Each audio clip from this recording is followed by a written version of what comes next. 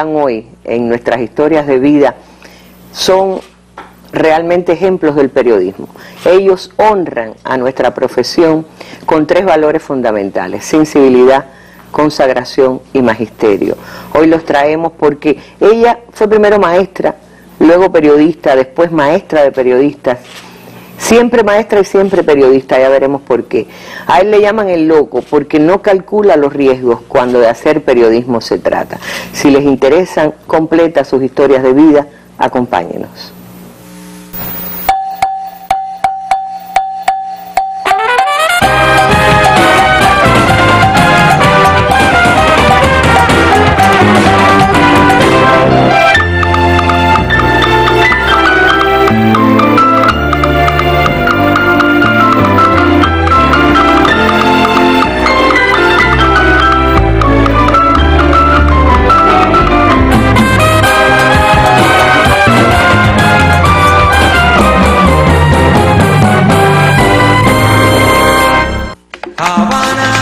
Magali García Moré, La Habana, 1938. Combatiente clandestina, maestra normalista y voluntaria. En 1966 pasó al periodismo por un llamado de la UJC para formar reporteros del periódico Granma. Fue dirigente sindical y de la CTC Nacional. Primera mujer directora de un diario en Cuba, Trabajadores. Fue también la primera al frente de la revista Bohemia y de espacios informativos de la televisión. Decana de la Facultad de Periodismo de la Universidad de La Habana durante 2 cursos, abrió el camino para el ejercicio académico de periodistas. En 2017 recibió el Premio Nacional de Periodismo José Martí por La Obra de la Vida.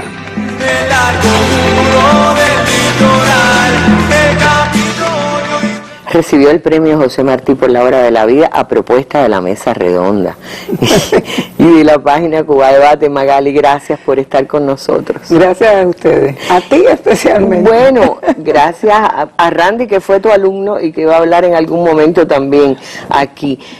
Maestra o periodista, Magali, ¿qué te sientes tú al cabo? Y perdonen el tuteo, somos casi familia por parte del periodismo, ¿no?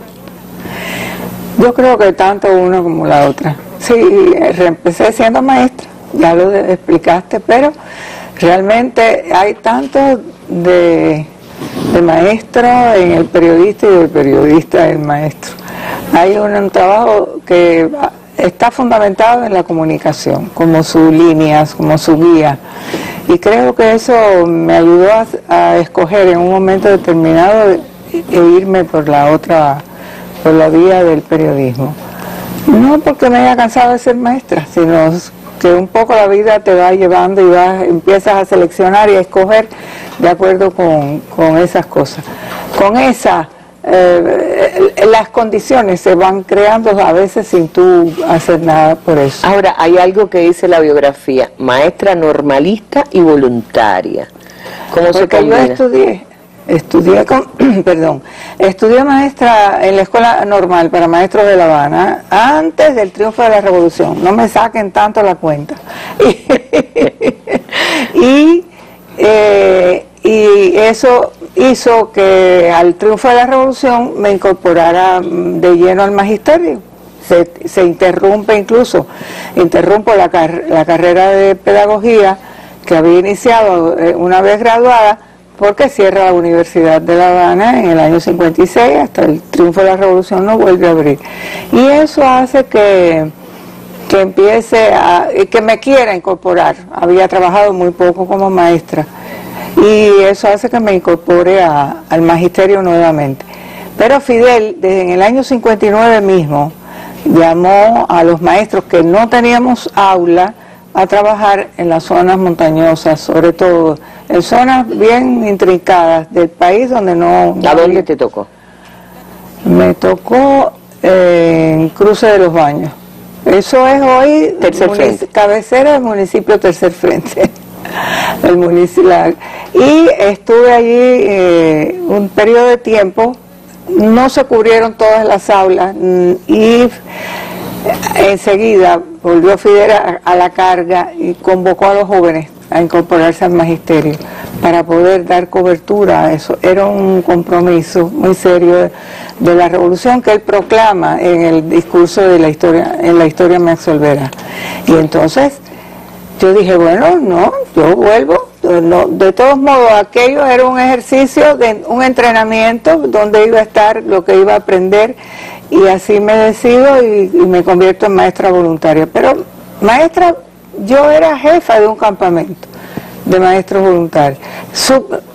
Compartíamos, como eran hombres y mujeres, muchachas, muchachos, pues entonces había una mujer para atender el área esa y un compañero para atender también la parte de los hombres.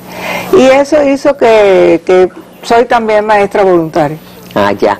Pero, a ver, ¿por qué Magali García Moré, cuando dicen hacen falta periodistas, se sale de la carrera que habías estudiado?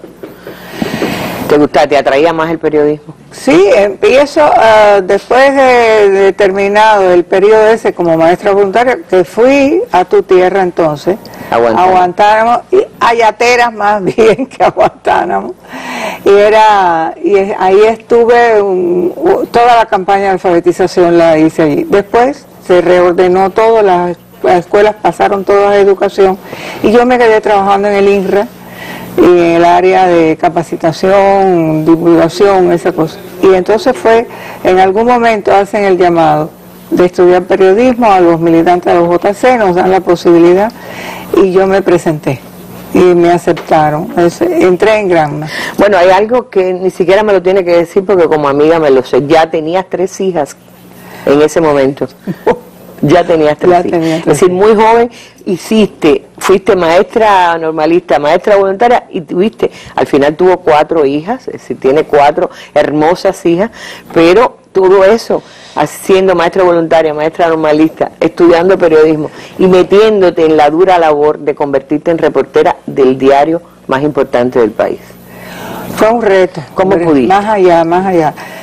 Ay, te lo dije creo que una vez. No, se lo dije a otra periodista, a Cristina, que una vez me entrevistó. Le dije, siempre me siento en deuda con mis hijas, porque eran más cosas las que tenía que hacer por ellas, que realmente me ocupé en todo eso que acabas de mencionar. Ahí están con parte de tus nietas también.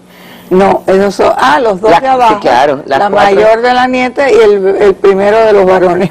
Pero me imagino que a Eurica, que era la mayor, le tocó la mayor parte del trabajo, pero también tus padres. Sobre todo mis padres, sí.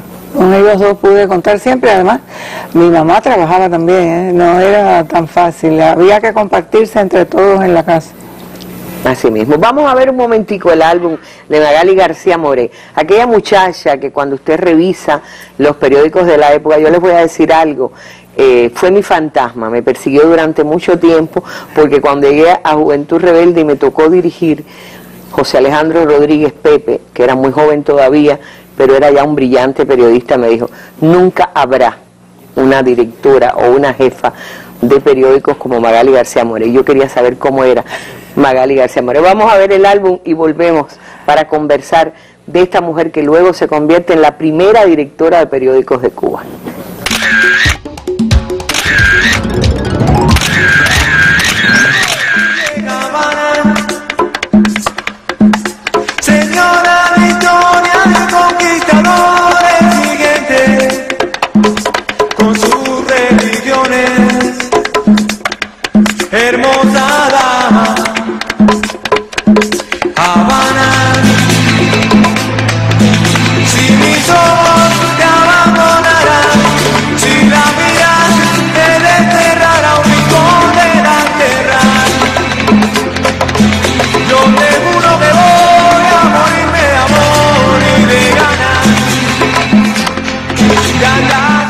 Magali, te conviertes en la primera directora de periódicos, pero antes has pasado por la CTC, fuiste dirigente sindical, incluso sí, miembro del Secretariado Nacional. Sí, se crea el Ministerio de Cultura y se crea el Sindicato de Cultura, simultáneamente. El compañero Armando Jar, ministro, y se creó el sindicato, y no sé a quién se le ocurrió que yo debía ser la periodista que representara en el secretariado del sindicato al sector. Y entonces, yo nunca dije que no sé. ¿No era la época en que se decía, no tengo hijos, tengo marido, no puedo dedicarme a todo? Bueno, me lo hice años después. Se me ocurrió pedir ir a Angola. Me dijeron, con 4 hijas, ¿a dónde vas a ir? No vas a ningún lado. Pero en aquel momento sí, ese sí fue un paso interesante porque me puso en condiciones del trabajo que no sabía muy bien cómo se iba a producir, pero fue una buena experiencia. Y sobre todo porque cuando decidí, o alguien decidió por mí, regresar al periodismo, pues me propusieron ser la directora de Trabajadores. La directora del periódico Trabajadores. Si me ayuda, Yaima, podemos acercarnos a algunas fotos históricas de Magali. Por ahí anda. Esto es encima de un tanque en Vietnam en guerra, no Vietnam después de la guerra. ¿O sí? No. Cuéntame. Eso fue el periodo, la única mujer que está ahí encima de ese tanque. Ese fue el momento en que Fidel estuvo en Vietnam, visitó Vietnam. Nosotros estábamos allí, y cuando Fidel ya hizo el viaje a la zona liberada de Quang Tri, que es como se llama esa región, pudimos ir. Tras la huella de Fidel, se llamaron los trabajos que hice en esa ocasión, para hacer el mismo recorrido que él había hecho. Se había roto la línea McNamara, que fue un hecho increíble. Bueno, por donde pasó la línea McNamara, lo que quedó fue paisaje lunar, porque fue devastación total. Total. Y hasta las proximidades de allí llegó Fidel. Pero hasta ahí mismo. Esto es paralelo 17. Él llegó hasta a recorrer toda esa zona que se había liberado. Y eso fue muy interesante, realmente fue un momento... ¿Para Granma o para Trabajadores ya? Eso fue en Granma todavía. Claro. Sí, eso fue en Granma todavía. No, en ese momento era reportera de Granma. Vas tras las huellas de Fidel, y con Fidel apareces varias veces también, si me ayudan con las fotos. Con Fidel varias veces, y con Fidel, ahí estamos viendo, muy jovencita, bueno, lo estamos viendo nosotros, ahí está, con Fidel, y está nada más y nada menos que Phan Van Dong detrás de Fidel. Sí, es decir, eso es la despedida, ya Fidel se está despidiendo. Exacto, está regresando. Phan Van Dong, esto es en Vietnam. Sí. Y a la persona que Fidel le tiene puesta la mano en el hombro, era mi segundo esposo, que estaba en Vietnam también. Padre de tu cuarta hija. Sí. Así mismo. Bueno, está diciendo, ese es Phan Van Dong, que en aquel momento era el presidente de Vietnam. Hay otras fotos con Fidel y hay una foto, ahí está. Eso es aquí en La Habana. Eso es, si no recuerdo mal, el Valle del Perú. Era una zona ganadera. Y yo estaba cubriendo para Granma, y él estaba despidiéndose, ya se iba en ese momento, y se está despidiendo ahí de nosotros. Fidel tenía una cualidad, ahí está de nuevo contigo conversando, ya aquí tú eres directora de Trabajadores, o de Bohemia. No, debe ser de Trabajadores. Ya. Esto es años 80, 80. Sí, Magali, la relación de Fidel con las mujeres periodistas, en el sentido de comprendernos, de entendernos, de tener siempre una caballerosidad especial. Sí, siempre era muy atento, se interesaba por lo que se había hablado, se había dicho, qué pensábamos nosotros, que me costaba bastante trabajo, no creas, no era fácil. Eso iba a preguntarte, sí. Ser la primera mujer directora, ser reportera de Granma muy jovencita, con 4 niñas, pero sobre todo después dirigir periódicos y revistas, fue también la primera mujer directora de Bohemia, nada menos que de Bohemia. Y yo pregunto, esas primeras veces suelen ser duras, que te acepten o no te acepten como jefa. No, en Trabajadores no tanto, porque venía con la imagen de que había sido dirigente sindical durante más de 5 años, estaba y eso me daba mucha confianza, sabía lo que tenía entre manos y qué quería hacer con el periódico. Bohemia era otra cosa. No solo por lo que siempre representó en la prensa cubana, sino porque era la primera mujer que llegaba a ser directora. Tengo una amiga... Con unos periodistas de leyenda que habían en Bohemia. Tenía una amiga que me dijo, te nombraron directora de Bohemia y vas a aceptar. Claro que voy a aceptar, porque voy a decir que no a eso. A mí no se me hubiera ocurrido nunca pensar en una cosa así. ¿Y te anotaste algo que para los periodistas y las periodistas cubanas da envidia azul? Publicar a Gabriel García Márquez exclusivas en la revista Bohemia, nada más y nada menos que el adelanto de una novela, ¿no? Vamos a ver la imagen con García Márquez, una de las imágenes con García Márquez. Ahí está. ¿Esto es en Bohemia? No, ese es en la casa. Él me dijo que fuera a buscar el texto que me iba a dar. Realmente fue pura casualidad, un encuentro de intelectuales que había convocado Casa de las Américas y él estaba allí y me lo presentaron y alguien me dijo... Es decir, no te lo dio porque era su amiga, conquistaste esa posibilidad. Eso, él fue también tremendamente y simpático, me dejaba sin palabras porque se le ocurrían las cosas de una manera y era muy locuaz, tú sabes, esa manera de conversar. Pero él le tenía pánico a los periodistas y lo decía. Sí, no, a mí no se me ocurrió pedirle una entrevista porque se nos iba a romper el hechizo de todo. Y fue nada más y nada menos que El amor en los tiempos del cólera, sí. El avance de un capítulo. Bueno, fíjense, ya les adelanté que Magali García Moré dejó la varilla altísima, de manera que todos los que fueron subordinados de ella en Trabajadores o en otra publicación, te los recordaban siempre. Por eso vamos a hablar con algunos qué dicen de Magali García Moré aquellos que trabajaron con ella, que la conocen de cerca o que son sus amigos.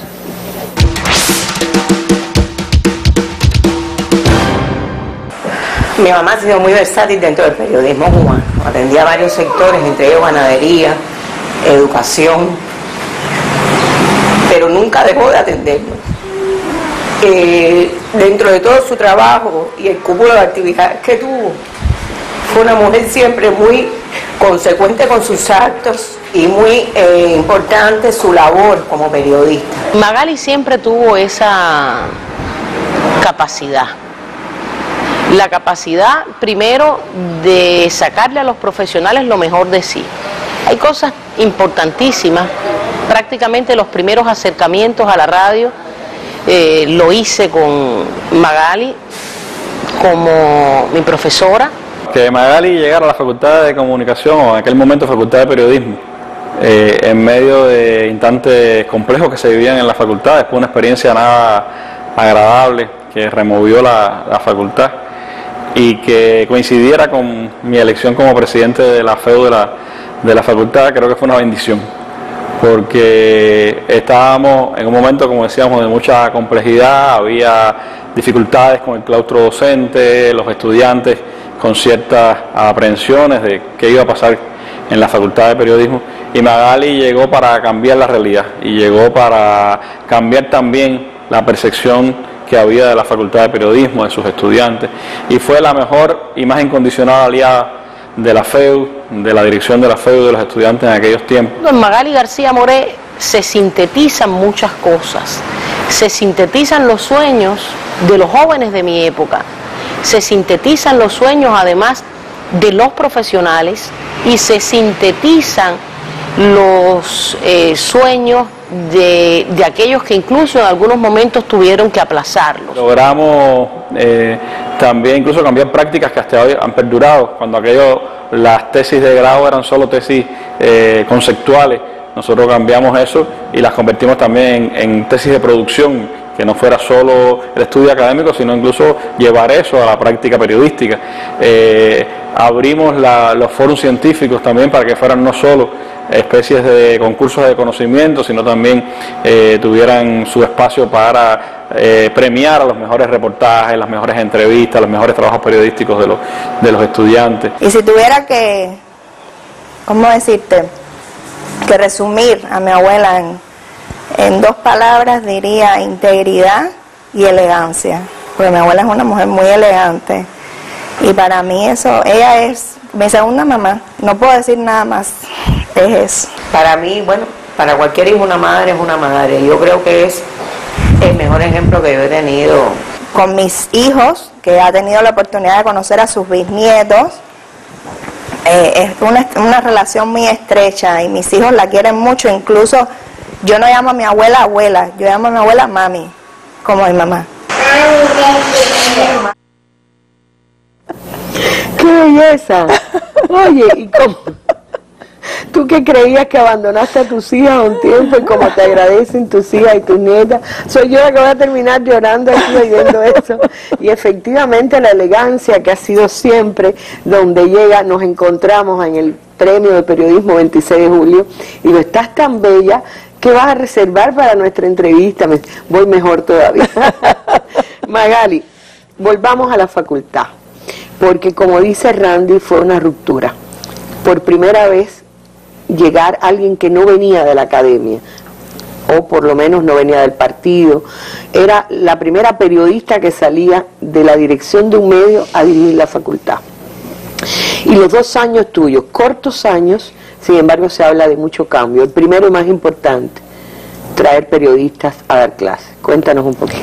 Sí, era una necesidad, porque realmente no teníamos tampoco un claustro donde poder... e incluso se hizo un ajuste con algunos compañeros que lo pidieron, hablamos con ellos y ellos aceptaron, mejor dicho, para pasar a hacer alguna práctica más prolongada dentro de la especialidad que ellos impartían en la facultad. Y entonces a eso me obligó a traer, y ya lo habíamos pensado, cómo hacer para fortalecer el claustro. Y compañeros de excelente trabajo profesional, con un excelente trabajo, y eso hizo que se fortaleciera. Date cuenta, Arlene, que no lo precisamos en fecha, pero era el periodo de la perestroika. Sí, decía Randy, sí, Randy aludía a la dificultad del momento. Exacto, y esas eran las dificultades. Los muchachos daban con el Novedad de Moscú debajo del brazo, y el Sputnik y la del otro. Y realmente había que enfrentar en una permanente debate, porque lo que no hicimos fue cerrar las puertas, ni cerrar el intercambio con los estudiantes. Al contrario, se multiplicó y eso hizo que los estudiantes fueran muy receptivos y pudimos siempre estar en una alianza, como él decía, que permitía la fluidez, sobre todo de pensar, de abrir el pensamiento, de seleccionar, hacer lo mejor que pensábamos. Y a eso contribuyeron mucho los periodistas que llegaron allí a la facultad en ese momento. Pero volvías a la maestría, volvías a ser maestra. ¿Te revolvió nostalgia? ¿Te hizo sentirte mejor? ¿Sentiste que estabas más cómoda allí que en los medios? ¿Cómo? No, para nada. Siempre quise regresar al periodismo. Y regresé al periodismo que nunca había hecho, radio, televisión primero y radio después. Y realmente no creo que haya sido quizás lo productivo, pero tuve también buenas experiencias y no me sentí mal, ¿no? En la radio me sentí más cómoda, desde luego. La televisión es mucho más exigente y yo además no aspiraba a hacer periodismo ya con más de 50 años. Imposible, no. Sí, pero fuiste también la primera mujer directivo de televisión, de informativos de televisión. Fui de la revista de la mañana, pero me parece que había alguien que en aquella época que dirigió el noticiero final que se hacía entre 11 de la noche. Ahí había una compañera, lamentablemente no recuerdo el nombre. Y en el caso de Rebelde, nada más y nada menos que exclusivo. A ese sí lo dirigí, y eso me gustó tanto, sí. Y ahí nos reencontramos. Nos reencontramos, no. Realmente saliendo yo de Juventud Rebelde, fui a dar con mis huesos a Radio Rebelde y me recibió esta maestra y periodista y por fin pude entender lo que Pepe me dijo siempre. La sensibilidad, la ternura que te distinguían como directiva y me abriste tu corazón y las puertas como jefa. Así que por eso, no por eso, por ser la maestra, la profesional, la directora, la dirigente del periodismo cubano que honra tanto a nuestro periodismo y que por eso te propusimos para el premio José Martí, pero una mujer que nunca se retira. Tú te jubilaste, pero no te retiraste. Seguiste contratándote en la radio, en la televisión y luego editora del Economista de Cuba. Por casualidad. Bueno, no por casualidad. Por casualidad, Yo que te porque llamo. Arlene me llamó. Bueno, nada, Magali, así, al borde de los 80. Uno se pasa la vida, después que cumple los 50, que ganas tengo de retirarme, después de jubilarme, y después que se jubila sigue trabajando. Es el caso tuyo. Pero es que ¿no te dan ganas de quedarte con los nietos, los bisnietos? ¿O te piden, por favor, que estés? No, ya ahora en este momento lo he tomado con más calma. Hago cosas que quiero yo hacer o no es la obligatoriedad de un lugar, un espacio todo el tiempo, no. Eso te ayuda, ¿no? Dice Julito García que él decía que no, que uno no se retiraba nunca del periodismo mientras el cerebro estuviera en plenas funciones, pues podía seguir ejerciendo la carrera, la profesión.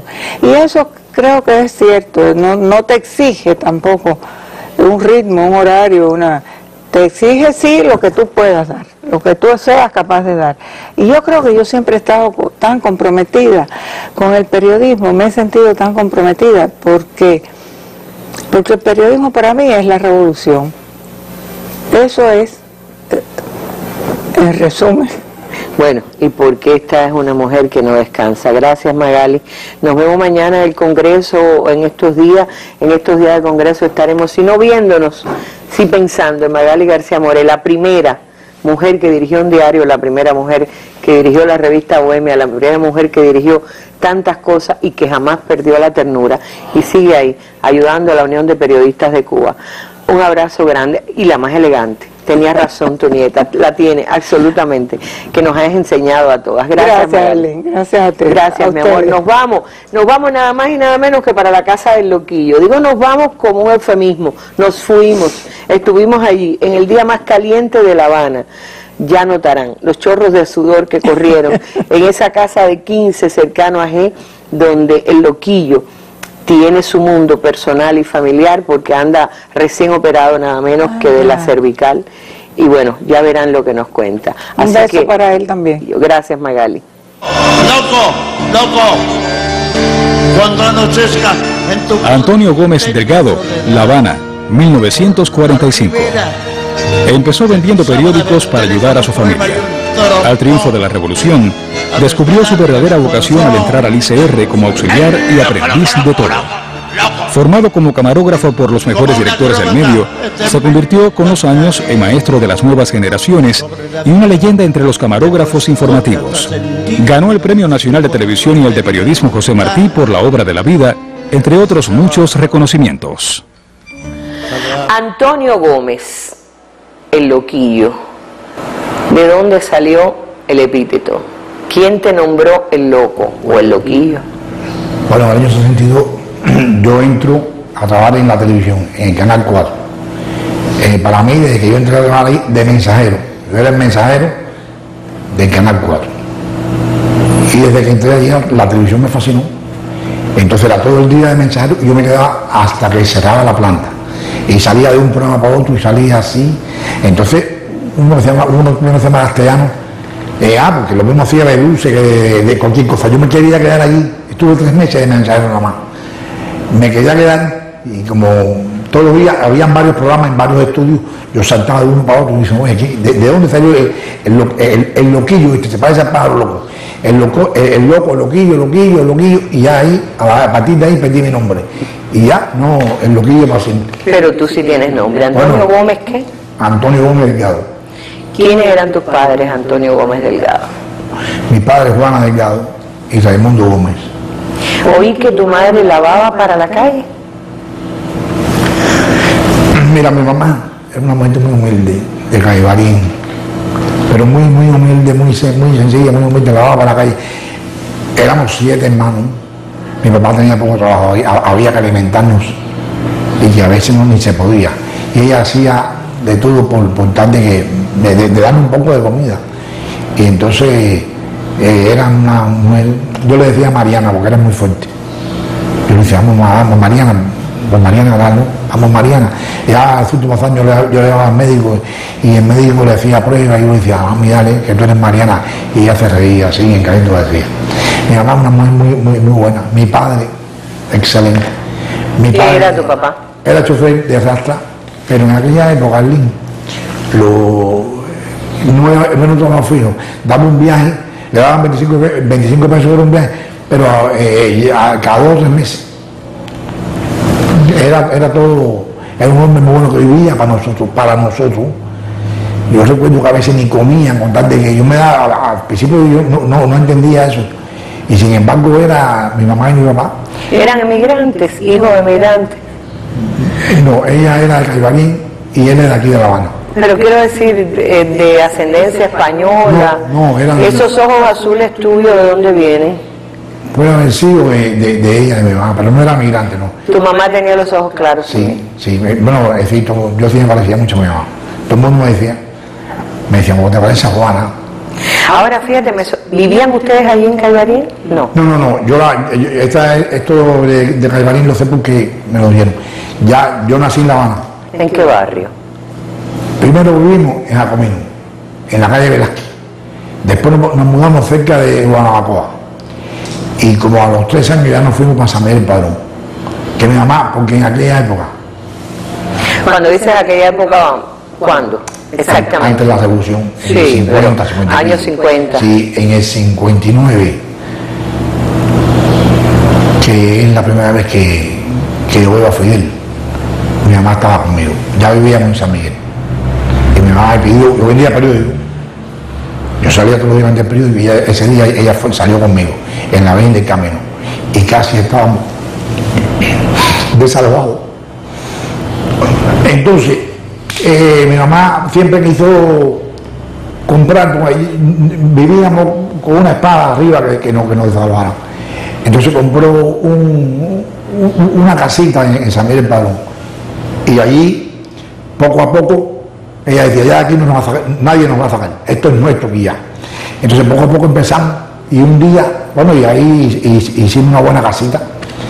Y entonces, como te dije, el 1 de enero, el 8 de enero, cuando Fidel pasó por la avenida del Camino, ella me decía, fíjate, ella es una mujer que no tenía mucha cultura, ella apenas pudo estudiar. Y entonces me decía, mami, nos salvamos. Ella lo vio, ella me dijo, Fidel es el que nos va a salvar. ¿Qué edad tenías tú, loco? 15 años. Y te llevó con ella a ver a Fidel. ¿Cómo viste a Fidel? A ver, de cerca, de lejos, ¿qué idea te hiciste tú de aquel hombre que iba a salvar, según tu mamá, a la familia? Mira, yo recuerdo que bueno, en la avenida del Camino estaba. Y nosotros logramos acercarnos bastante. Venían, entonces, claro, había que echarse para atrás porque la gente se metía adelante en la caravana. Y entonces ella me decía, quiero verlo, vamos a verlo, vamos a decirle adiós, tú verás que él nos va a decir adiós. Fidel nos dijo adiós, yo creo que me vio, que nos vio a todos los que éramos ahí, porque todos los que estábamos ahí éramos muy pobres.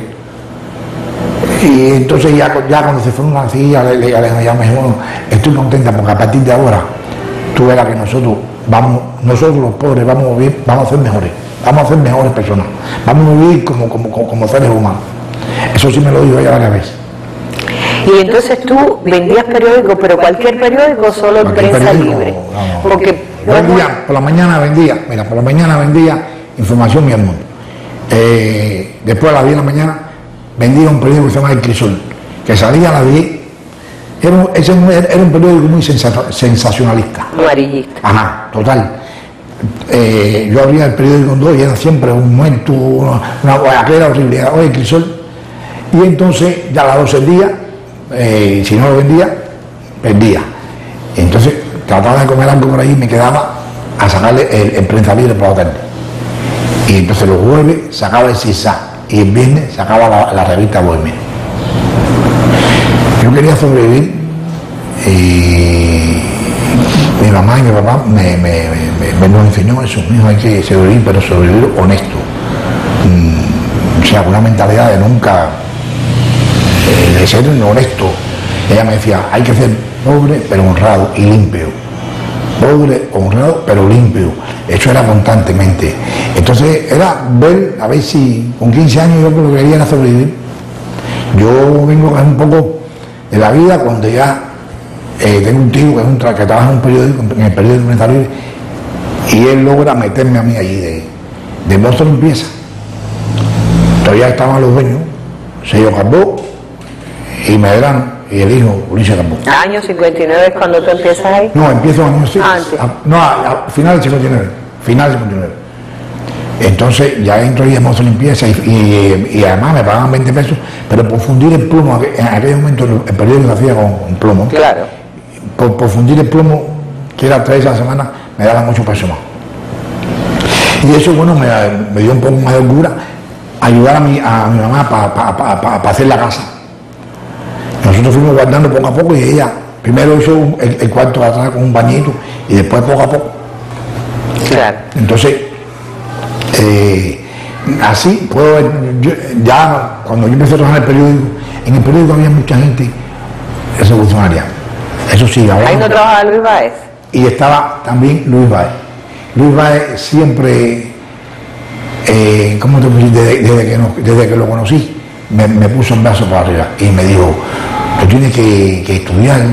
Y yo a veces le decía, Luis, ¿qué tiempo? Yo no sé, tienes que estudiar, no te das cuenta que todavía tú no vas a seguir así. Y ya, y entonces... ¿Y cómo te vas para el ICR? No, ya, cierra el periódico. Ah, cuando cerró Prensa Libre. Pero ya está la revolución. Entonces me mandan una plantilla suplementaria. Un mes. Entonces al mes siguiente llego al ICR, al canal 4 de Mensajero.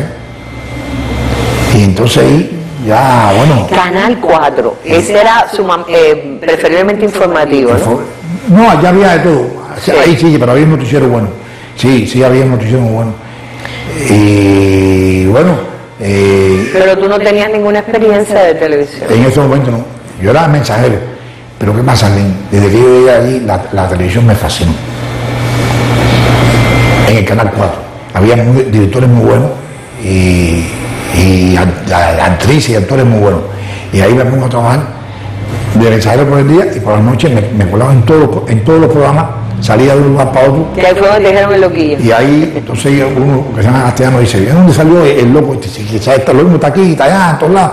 Y el sábado y el domingo no sale de aquí, porque me fascinaba. Vamos a ver un testimonio que recogió Mundo Latino de los históricos viajeros de canoa en Amazonas al Caribe. Si ustedes escuchan algún llanto de un niño por ahí, ese es el otro loco, el nieto Alejandrito. Tiene tu espíritu, ¿no? Sí, va a ser yo, seguro. Querido maestro Guayasamín, durante todo este largo año hemos dedicado nuestras energías, nuestra devoción, nuestro amor a hacer posible en canoa del Amazonas al Caribe.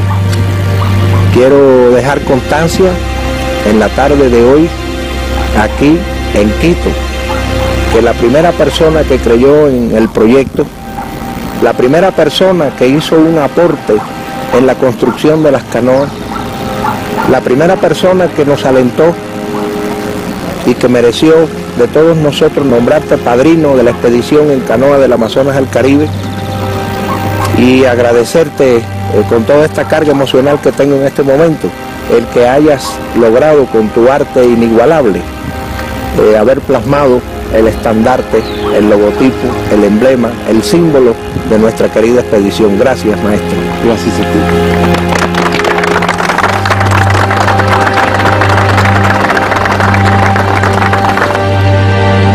Cuéntame esa aventura en canoa del Amazonas al Caribe. ¿Cuánto tiempo estuvieron por ahí?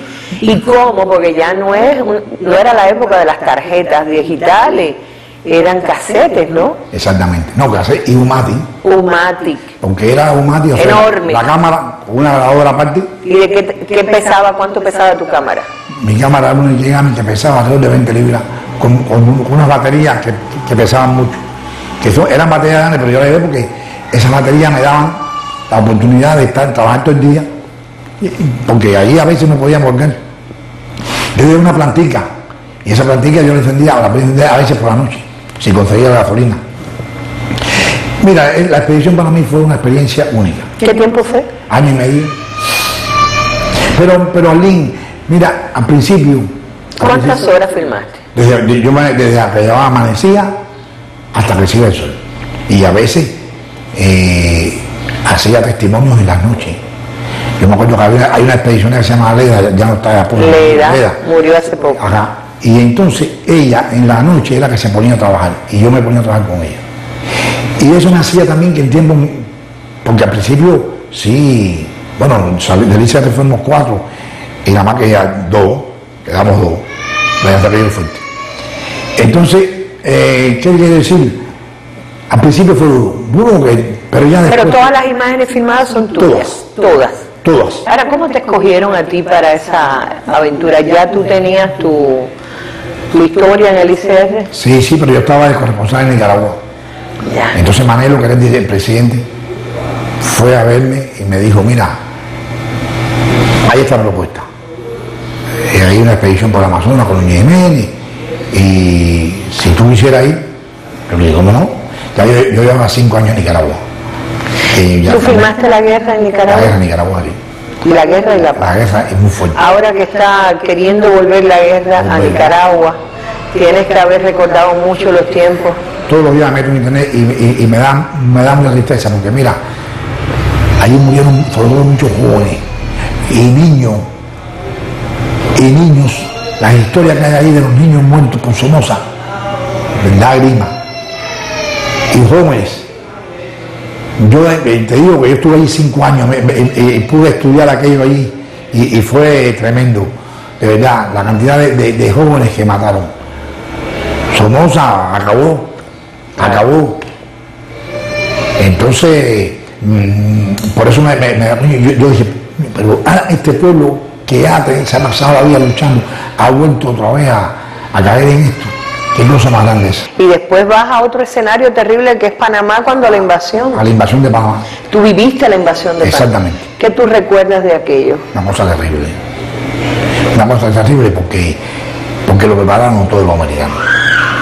Probablemente que el día 17 hicieron una tratada ahí, mataron a un americano de pretexto y ahí el día 20 la invasión a las 12 de la noche del día 20. Y el Chorrillo. Acabaron con el Chorrillo, acabaron ahí. Mira, yo recuerdo, Marlene, que nosotros, yo estaba con un periodista que se llamaba Nelson Notario, él murió después. ¿Nelson Notario Castro murió ya? Murió en México. Él estaba conmigo ahí y nosotros fuimos al Chorrillo en medio de la invasión. En medio de la invasión de los bombardeos. Y cuando pasamos había un amigo nuestro que nosotros conocíamos. Y me dijo, padre, han muerto ahí. Me dijo, aquí voy a decir, oye, Marlene, cuando viramos.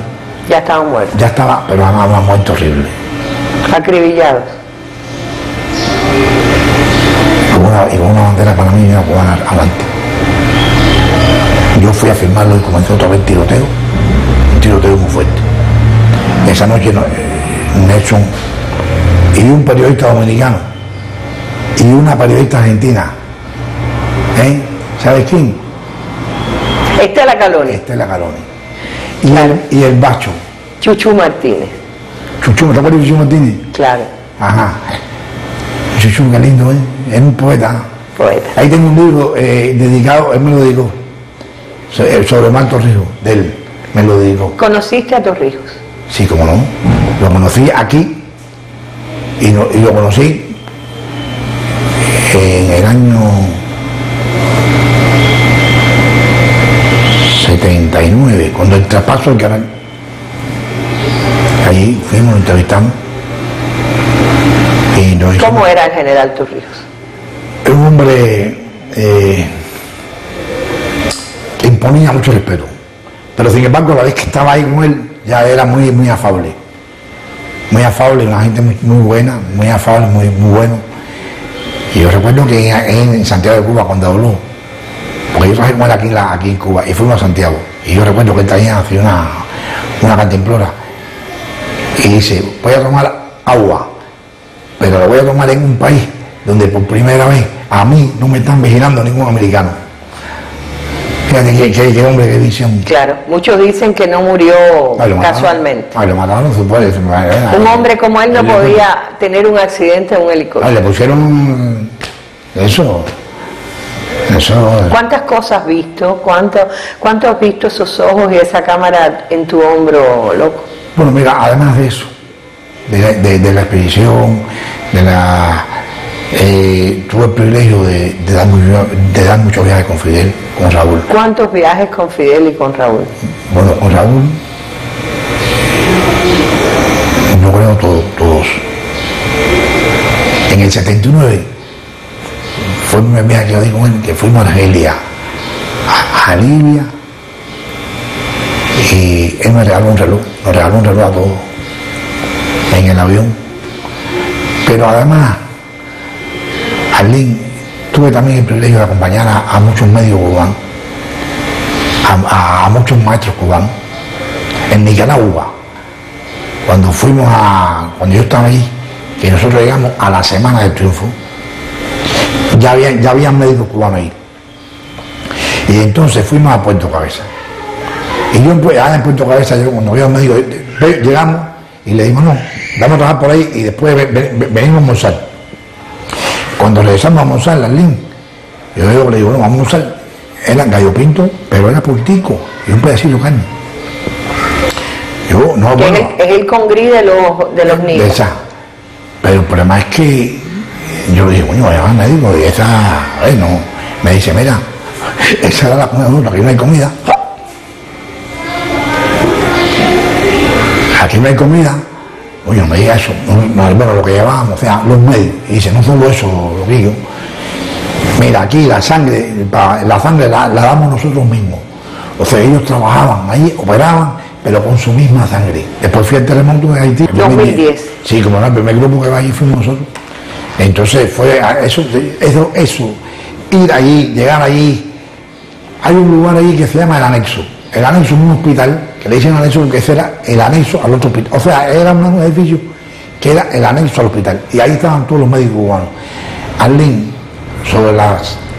pudimos llegar allí sobre las 6 de la tarde. Estaba lleno ya en el patio, estaba lleno de pacientes, que muchos murieron. Porque llegaban allí y eran de una mesa lo ponían, y entonces, bueno, a veces le quitaban una pierna y bueno, le ponían en otro lugar y así, pero fíjate que sobre las 4 a las 5 de la mañana, Gillian Jiménez era la jefa, ella había ido con nosotros y dijo, mira, duerma un poquito porque esto va a ser. Y yo me acosté dormir así en un lado ahí, al lado de 2 o 3 muertos. Yo no me había dado cuenta. Me despertaron y dije, oye, levántate que ya están recorriendo los cadáveres, ya, vamos. Y así, más de 300.000 muertos al día, más. Y ahí estaban los médicos cubanos, los primeros en llegar, aunque ya había un grupo ahí. ¿A Pakistán también fuiste? No, en Pakistán yo estaba en Guatemala. Cuando se da eso, estoy en Guatemala con Fabiola. Con Fabiola López. Y la Operación Milagro y todo eso. Exactamente, sí, eso sí. Y después fui con Mileni a Ecuador, no con Gladys Rubio. Después fue Mileni sola a Ecuador. Una operación lindísima que era la Manuel Espejo. Manuel Espejo. Sí, que era detectar los muchachos que tenían problemas. Entonces, eso, bueno, además de Fidel y Saúl, acompañarlo a Fidel. Vamos a ver, porque esa entrevista que te hizo Flor de Paz para Cuba Periodista, disfruté tanto tu anécdota en Hiroshima, contando. Vamos a verla. Yo casi me tiro en el piso para verlo él firmando, que se ve la mano de él, el libro y la cara de él. Y cuando terminó, yo me atreví a decirle, comandante, usted puede leer lo que escribió. Y él me dijo así. De momento me lo dijo, me miró así y me dijo, que nunca más vuelva a suceder. Yo pensé que me estaba diciendo y me estaba leyendo lo que escribió. Que nunca más vuelva a suceder esto. De momento sí pero no me lo dijo así. No indignado por la pregunta, sino indignado por lo que ocurrió ahí. Y lo que nunca más vuelva a suceder. Eso se me quedó en la mente así. Bueno, después me levanté y me puse la mano en el hombro. Y una vez que fuimos a Ecuador, fui a la universidad. Y cuando empezó a hablar, el audio se fue. Entonces casi al lado de él había una fila de consolas de audio. Y yo subí. Cuando subí, él se paró. Y él dijo, no, es que no hay audio, y él está resolviendo el problema. De verdad, aquella aula llena de personas, yo así, esperando que yo llegara, por fin subí y bajé. Cuando bajé me dijo gracias. ¿Qué fue Fidel para el loquillo? Todo, Arlín. Arlín, mira, esto nació en el 59. En ese momento en Cuba habían 6 millones de personas. Hoy ya vemos 2. A pesar de las dificultades que dicen que hay. Quiero decirte, Arlín, las personas se morían a los 40 años más. Aquí el promedio de vida eran 40, 45 años. Estoy seguro que no hubiera estado aquí hoy en día. Ya tengo 73 y estoy muy bien. Esta operación que es sencilla, ya dentro de poco ya voy a trabajar. Mira, Arlín, Fidel nos salvó a todos los cubanos y nos puso en el mapa. Antes de eso, antes de Fidel éramos una colonia, éramos el trapazo de los llanos. Fidel fue el que nos puso en el mapa. Tendría que hablar de tantas cosas. ¿Cuántas cosas hizo? No solo en Cuba, en África, en Centroamérica, en América del Sur. ¿Cuántos médicos, cuántos más? Y la pasión que despertaba en los pueblos, ¿eso lo filmaste tú? Sí, en Argentina que quedaba Fidel era una fiesta. Era una fiesta. En México, en una ocasión que fue Fidel, yo salí por las calles y entramos a un lugar ahí, a un bar ahí, y había un grupo de bebiendo, tomando. Sin embargo, dijeron: señores, por favor, a partir de ahora, lo único que tenemos que hacer en un bar, lo único que podemos hacer es ver al caballo. Ese es el caballo de América. Es el hombre más grande que ha dado América. Mexicano. Yo me quedé así. Y le dije: qué buena cosa. Me dice: tú eres cubano. Me dice: vamos a ver a Fidel aquí juntos. No, entrevista no, vamos a ver a Fidel. Y filmaste el abrazo entre él y Chávez, ¿cuántas veces? Aquel cumpleaños. Varias veces, ¿te acuerdas? Y mira, y cuando Fidel cumplió 75, que Chávez se lo invita allá. Y Omara cantó. Omara cantó. Y tú filmaste. Y yo filmé eso. Y esa escena que hay en la canoa, y hay un momento, hay una foto, Arlín, yo no la tengo, pero veníamos por la selva así. Eso es cuando iban por el Orinoco. Por el Orinoco, pero antes de llegar ahí, él cogió a Fidel por una mano y le dijo: espérate. Le dijo: por favor, a todo el mundo, esto es a todo el mundo. Yo quiero, para un futuro grande, hacerme una foto con Fidel aquí, que estamos conspirando en la selva, Fidel y yo. ¿Quién tiene esa foto? Esa foto está en muchos lados. Esa foto de ellos dos, así. Esa foto la vi ahora en el Hospital Naval. Claro, que están uno frente al otro, también con sus collares. Exactamente, así. Eso fue que Chávez le dijo a Fidel: vamos a conspirar aquí tú y yo. Entonces le dijo: por favor, no quiero a nadie atrás. Vamos a firmar ahí, ustedes firman y foto. Porque esto quiero que quede para el tiempo. Para cuando pase un tiempo nos vean a Fidel y a mí. Fidel le decía: Fidel, yo soy tu hijo. Así, era. Y eso así. ¿Qué sentimientos tienes tú cuando piensas: yo estaba allí, en momentos tan claves para la historia de este continente, de este país? Mira, me recuerdo, a veces me da nostalgia. Quisiera volver a ver a Fidel, quisiera volver a ver a Chávez. No vea, pasan por mi mente cosas. Yo tuve el privilegio de abrazar a Fidel, de verlo personalmente, de tocarlo, igual que a Raúl. Raúl es Raúl. Fidel, ya cuando... ¿Qué te puedo decir?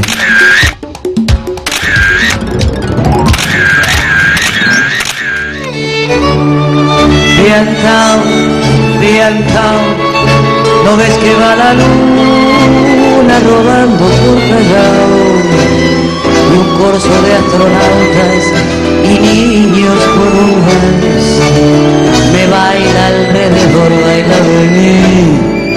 Hola, ya sé que estoy piantao. Yo miro a Buenos Aires del nido de un gorrión y a vos te vi tan triste.